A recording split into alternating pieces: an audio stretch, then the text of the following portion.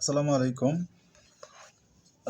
Rich dad poor dad পড়ছিলাম। তো এটার লেখক হচ্ছে Robert T K Robert T Kiyosaki.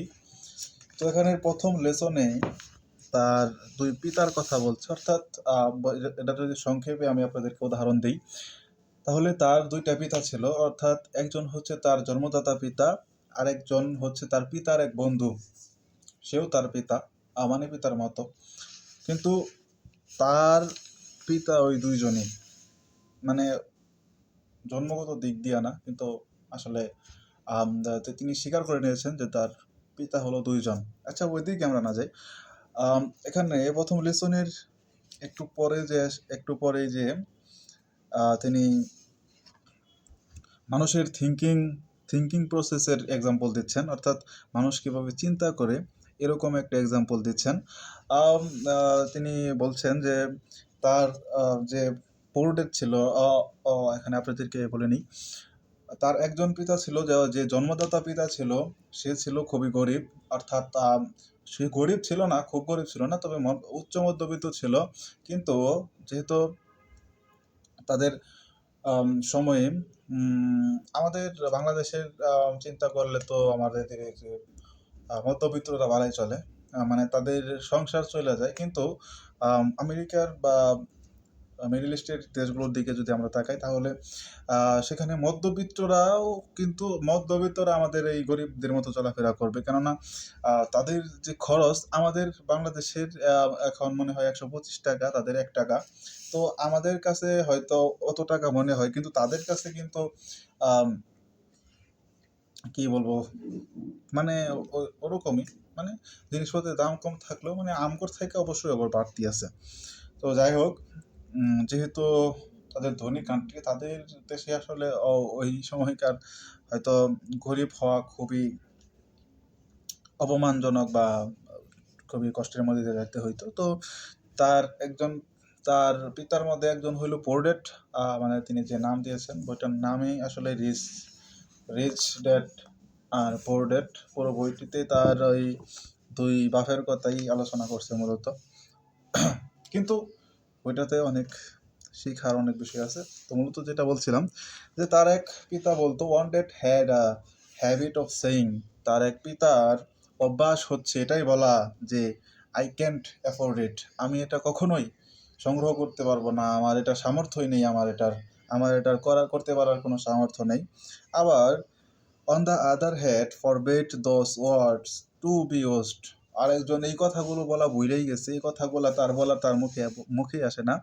He ইনস্টেডেড he instead I asked, অর্থাৎ আমি তাকে ইনস্টেড জিজ্ঞাসা করলাম যে হি হি ইনসাইটেড আস্ক, অর্থাৎ সে তার নিজেকে জিজ্ঞাসা করে, হাউ ক্যান আই অ্যাফোর্ড ইট, আমি এটাতে কিভাবে সমর্থ হতে পারি, আমি এটাকে কিভাবে অ্যাফোর্ড করতে পারি, সংগ্রহ করতে পারি, এটা বলতো। অর্থাৎ এখানে কিন্তু ওই যে থিঙ্কিং ইনফ্লুয়েন্সিয়াল যে ব্যাপারগুলো আছে, এগুলো আসা যায়, যে মানুষ আসলে কিভাবে চিন্তা করছে। এখানে আমার একটা জিনিস লেখা আছে, ওই যে পৃথিবীতে মানুষ যখন যা কিছু ভাবে, মূলত যে যেভাবে ভাবে আসলে পৃথিবী তার কাছে সেভাবেই ধরা দিবে। যদি আপনি মনে করেন যে পৃথিবী আসলে খুব কঠিন, পৃথিবীতে চলা খুব মুশকিল, মানুষ ভালো না, এই সেই কাহিনী, তাহলে পৃথিবী আপনার কাছে সেভাবেই ধরা দেবে। আপনি কখনো পৃথিবীকে শান্তশিষ্টভাবে দেখতে পারবেন না। পৃথিবী আপনার কাছে ভালো হবে না। পৃথিবীর মানুষগুলো আপনার কাছে ভালো হবে না। সবাই আপনার কাছে আপনার চোখে খারাপ হবে। মূলত আপনি নিজেই খারাপ। আপনি আপনার ওই যে একটা গল্প বলি, এক দম্পতি একটা তাদের ঘরের ভিতরে দিয়া জানালা দিয়ে দেখতেছে, মানে বাহিরের দৃশ্য দেখতেছে। তো যিনি পুরুষ, তার চোখে একটা চশমা ছিল। তো তার চোখের চশমাটা মানে সে তার স্ত্রীকে বলতেছে, দেখো, আম বাহিরের দৃশ্যটা কি ঘোলা, ঘোলা হয়ে গেছে না? হয়তো আজকের আবহাওয়া ভালো না, বা আজকে কোনো কিছু, ওইটা আকাশটা ভালো না, এই সেই। তখন মহিলা বলতেছে, সবকিছু তো ঠিক আছে। তারপর দেখে তার চশমার মধ্যে ময়লা। তার মানে যেভাবে দেখা হচ্ছে আসলে আমাদের দেখার মাঝে ভুল।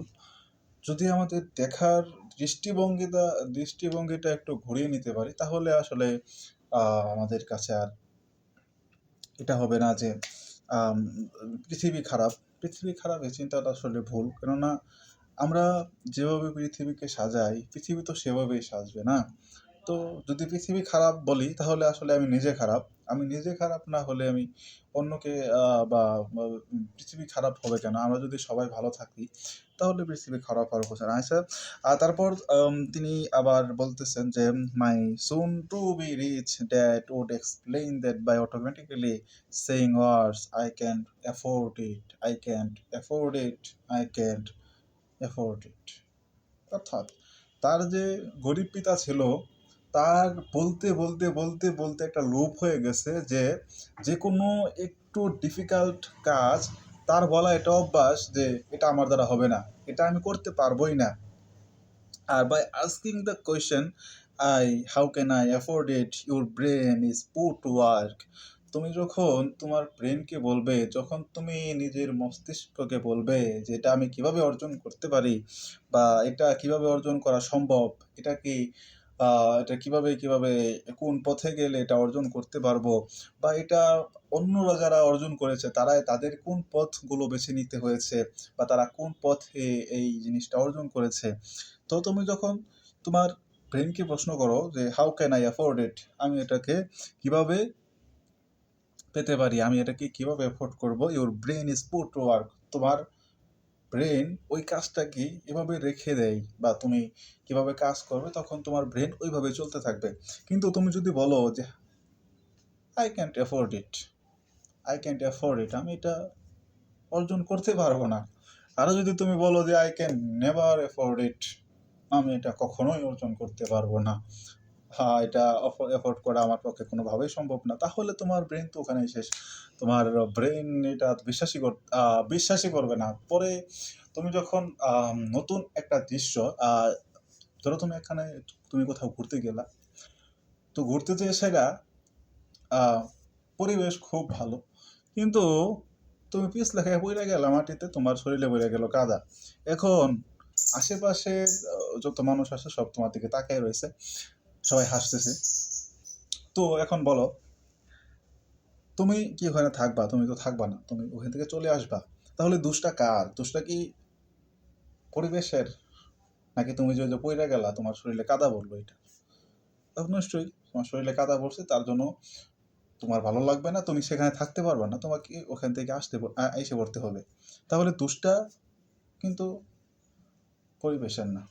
তার মূল কথা হচ্ছে আমার ব্রেনকে আমি যেভাবে বার্তা দিই, আমি যদি বলি আমি এটা পারবো তাহলে সে এভাবেই নিবে যে তুমি পারবা, চেষ্টা করতে থাকো। আর যদি বলি যে না, পারবো না, আর আমাদের স্বভাব তো পারবোই না, আর এত কঠিন কাজ কেমনে কি, এটা তো ওইটাই। আর তার যে পুরোটা ছিল, সে সবসময় বলতো on that recommended study hard so you can find a good company to work for. হ্যাঁ, কুমারা যাইতেছ একটু পরে